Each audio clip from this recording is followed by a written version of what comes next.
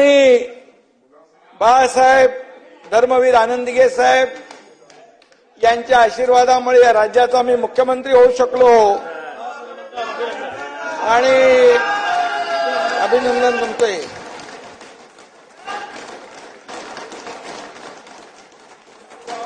सर्वसामान्य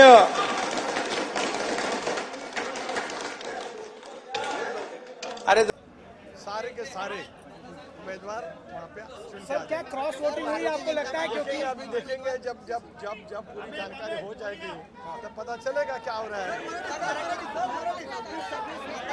भारतीय जनता पार्टीचे 3 उमेदवार जे आहेत ते निवडून आलेले आहेत।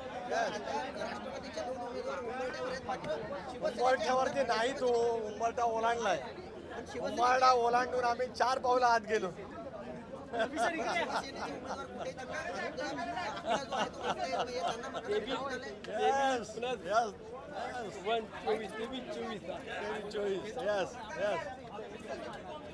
अदृश्य शक्ती कोणती होती ज्यामुळे महायुतीला मदत मिळाली?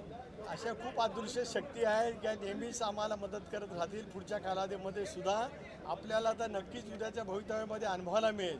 ही विधानसभेच्या निवडणुकीची एक झलक होती, ती या निमित्ताने आम्ही महायुतीने पार करून दाखवली। राष्ट्रवादी शरद पवार गटाकडून वारंवार सांगितलं जात होतं की आमच्या संपर्कात आमदार आहेत, ते आम्हाला प्रत्येकाला आपली जागा आमदारांनी दाखवून दिलेली आहे।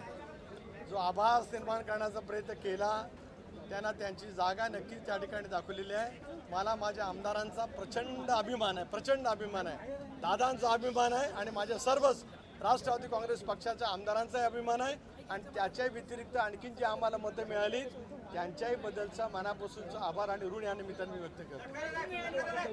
यस, दादा दादा है, दादा दादा है।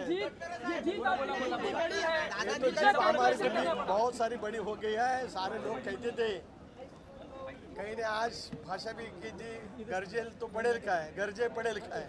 आता असं आहे की या सगळ्या ज्या काय असताना त्याला योग्य उत्तर योग्य वेळेला त्या ठिकाणी मिळत असतात।